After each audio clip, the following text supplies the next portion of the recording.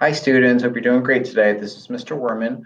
I was going to make a short video here on subtracting of mixed numbers. If you're struggling with that at all, it's a good one to watch. Okay, and then if you have questions afterwards, just let me know. You can email me. That'd be great. So we'll cover subtracting of mixed numbers today. It's really a few steps involved in that. I'll go over the steps here first, and then we'll go through a couple examples. So great. So step one.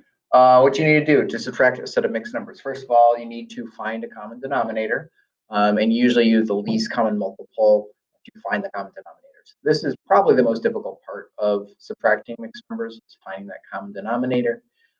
Once you do that, it's not too hard after that. It's just like subtracting and borrowing, essentially. So that's step one, find that common denominator.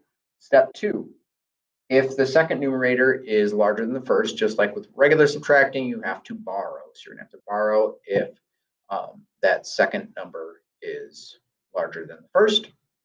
Step three is to actually subtract those numerators. So then you just do your typical subtraction, just your numerators. So you're just subtracting those parts. You'll leave your denominator as is. And then step four is just to simplify. So you need to really simplify, reduce your fraction in the simplest form there. And then, give your final answer either as a proper fraction, if it's just a single fraction, or as a mixed number. So point being, not an improper fraction, especially not improper with a mixed number. Okay, so let's go through a couple examples here real quick. So first we have 4 and 1/6 minus 2 and 4/18. 4 and 1/6 and 2 and 4/18. Okay, so the first step is to, again, find a common denominator. So a common denominator of 6 and 18. You may already know this one, hopefully you do. If not, you just kind of list your multiples, right? So that's using the least common multiple. So we can just do the multiples of 6 real quick. So we got 6 times 1 is 6, times 2 is 12, times 3 is 18, times 4 is 24, times 5 is 30, etc. Right away, we see we have a match with our third one, which is going to be 18. Okay, so luckily we can leave this fraction just as is, because we're going to make this one out of 18. So we have 2 and 4 over 18. And this 6, in order to turn it into something out of 18, we must multiply just that fraction, not our whole number, just the fraction by, we said it was 1, 2, 3. So we're going to multiply that by 3 over 3. Again, if you multiply the numerator, you must multiply the denominator, because we're not changing the value of that fraction. We're just kind of cutting it up. So whatever you so really we're multiplying by 1. 3 over 3 equals 1.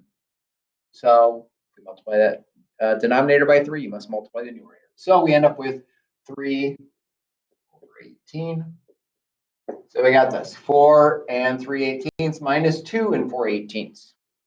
So as it says here, step 2, if the second numerator is larger than the first, you must borrow. So that's what we have to do here. So we're going to have to borrow, all right? Since we can't go 3/18 minus 4/18, we'll borrow. So we'll borrow from this 4. So we're going to turn that 4 into a 3. And that 1 that we took apart, let's say that's 18 over 18, because that, again, is one whole. And then we still have that 3/18. So really, and I'm just going to copy this down to keep that consistent. So really, we got our 8/18 and 3/18. You probably can kind of skip writing this stuff. I'm just writing out here. We're adding those two together, being 3 and 21 over 18. Super ugly because we have both a improper and mixed together.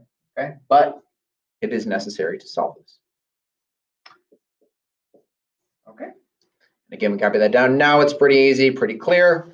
We have 21/18 minus 4/18. We'll subtract those two, and we get 17/18. And then just our 3 minus 2, and we get 1. Okay. So we've subtracted the numerators. We then should simplify, reduce, turn it back into a proper fraction if it is not. Turn it into just a mixed number if it's not. But here we already have that 1 whole. 17/18, so 1 and 17/18. We're there. Okay. Let's go over another example here. do that. Great. So we have 5 and 2/5 minus 1 and 5/6. 5 and 2/5 minus 1 and 5/6. All right, same idea. We got to step 1, find those common denominators using the least common multiple is preferable. If it's not the least common multiple, there's just extra reducing we have to do later. So we have 5 2/5 and 5/6. So let's list the factors of those really quick. Find that common multiple.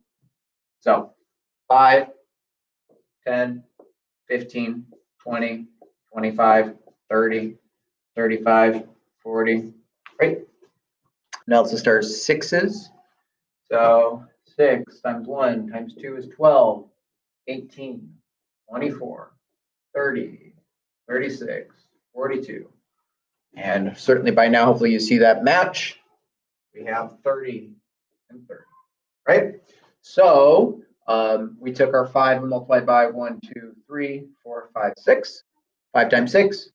And of course, our 6 is multiplied by 5 to get 30. So now we have to change our fractions to have that same denominator so it's easier to subtract. Great. So let's go 5. Let's take our 2/5.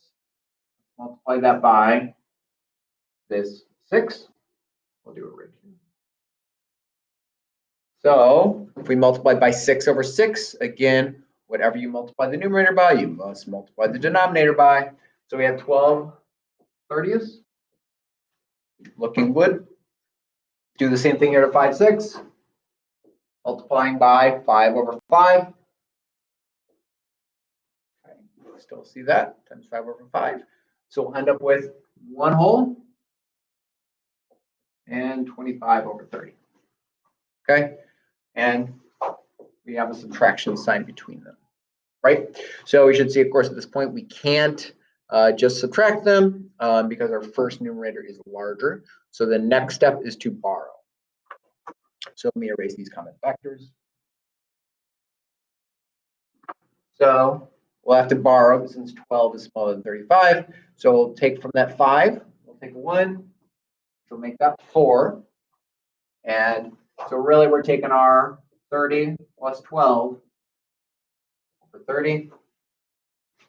Copy down. So it ends up being 4 and 42 over 30. Okay. Looks good. Subtract our 1 and 25 over 30. Okay. So when we subtract those, we should get 17 over 30. So we're at step 3, subtracting numerators. 17 over 30, 4 minus 1 being 3. So there we have it, 3 and 17 30ths. Can we simplify further? 17 is a prime number, so and it doesn't go into 30, so no, we can't simplify further. We are simplified as can be. So there we have it, 3 and 17 30ths. Okay, one more example. If you're feeling good, you can pause it and get to work. But let me do one more here. Great. So we have 2 and 2/3 and 1 and 1/4. All right, common factors of 3 and 4. Hopefully you know those right away. If you don't, let's list them out. 3, 6, 9, 12, 15, 18, 21, 24, 4, 8, 12, 16, 20, 24. Oh, we have 24, but of course our least common would be right there, which is 12. Okay, so we did 3 times 4 to be 12, 4 times 3 to be 12. Let's do 2 and 2/3. Multiply that by 4 over 4. Okay, so we get that. Our 1 and 1/4. Gonna multiply that times 3 over 3. Great. So we get 2 and 8/12 minus 1 and 3/12. Great. Simple enough. We'll subtract our fractions. 8/12 minus 3/12. 5/12. 2 minus 1. 1. All right. Simple enough. Again, 5 is a prime number. It doesn't, so there's only factors of 5 are 1 and 5. It doesn't go into 12, so we're there. We are simplified. All right. If it was 6/12, we'd simplify it to a half, it'd be 1.5. But at 5/12, there we have it. Okay, great. Hope you enjoyed this video and it makes it all a little more sense to you. Have a great day. And again, email me if you have questions, mwerman@d124.org, or you can just find my email on the central page. All right, have a good day.